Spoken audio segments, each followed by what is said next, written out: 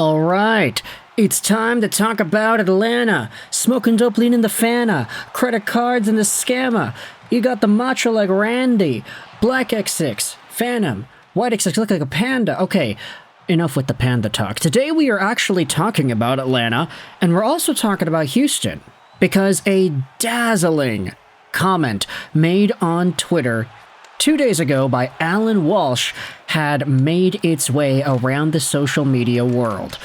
Now, I'm sure most of y'all are familiar with Allan Walsh, but just in case you're not, he is one of the more, let's just say these days, he's one of the more popular NHL agents, particularly because out of all the agents that happen to exist for a good chunk of NHL clients, I do feel like Allan is one of the guys who happens to be in the spotlight more than others. He does his own show on SDPN, Agent Provocateur with Adam Wilde. He quite frequently goes out there and makes tweets and interacts with the community about things that are going on in the National Hockey League, and compared to some of the other agents with big clients, I feel like Walsh is a lot more in the public eye. But that doesn't change the fact that he still is one of the most connected individuals in the sport of hockey that just so happens to frequently share some of his thoughts on social media. It's a new age, and Allan Walsh is one of the guys who is leading the charge. He responded to a tweet made by Emily Kaplan 2 days ago where she said this: "Billionaire Dan Friedkin has emerged as a strong ownership candidate to bring the NHL to Houston," sources told ESPN. The NHL has met with the Friedkin Group several times as the league fields interest on potential expansion. The Friedkin Group also owns AS Roma and EPL's Everton. Now, what in the world is AS Roma? Ah, it's a football club. Very interesting, in Rome, Italy. EPL Everton. I'm gonna have to... Everton FC in the Premier League in the UK. Yeah, I'm sorry. I don't know anything about football, if that's not already obvious, but it does seem like Dan Friedkin and the Friedkin Group own some pretty prominent sports teams, and they want to bring the National Hockey League to Houston. Allan Walsh went out there and responded to this, saying, "As I've said several times recently, 2 new NHL expansion teams are coming to the league. Expect new franchises located in Houston and Atlanta, each paying an expansion fee of $1.5 billion. Hashtag 34 teams. There you go. Allan Walsh is of the new age, folks. Hashtag 34 teams. He knows how to use it right. Let's talk about Houston and Atlanta for a second. There is an interesting sentiment that I'm seeing from a bunch of folks on social media that constantly like to bring up the fact that the NHL has had its go in Atlanta in the past. The Atlanta Flames, the Atlanta Thrashers, and now the Atlanta whatever the new team is going to be called, should this actually go through in the short-term future.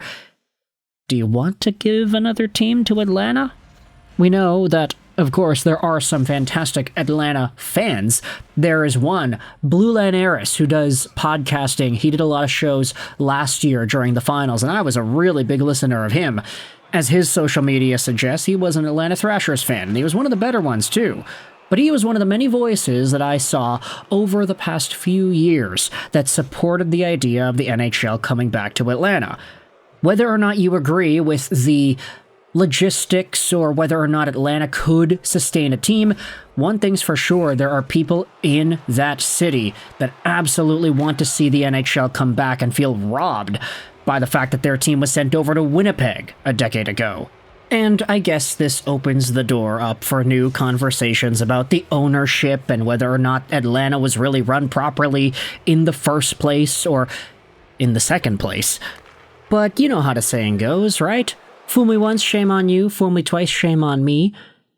Is this gonna be one of those situations? I don't know. Let's shift gears over to Houston for a little bit, because Houston has been a name bubbling around the NHL sphere for the past few years now. Folks talking about the Seattle expansion and the Vegas expansion in positive light. Hey, bring it to Houston next. Bring it to Atlanta next. Bring it to Quebec City next. Houston has always floated around in the bubble here, and it's been one of the bigger markets that I'd say definitely has an opportunity to capitalize on what hockey has existed in the area in the past. The Houston Aeros were an AHL team for a while. They stopped existing, I think, a decade ago. And if this billionaire owner who already owns 2 European football clubs is saying, yeah, I want to go out there and bring the NHL here, let's do multiple meetings over the past little while to try to get the wheels going on this. It's so much to the point that Alan Walsh is saying, yeah, it's going to happen. These 2 expansion teams will come to the NHL. Houston and Atlanta, folks. Now, Walsh doesn't directly say what time these teams are going to come into play and whether or not they're going to be immediate NHL thoughts over the next few years or 5 years or 10 years or whatever. It all depends on what you feel is a few. But there have been other conversations as to whether or not 34 is too much.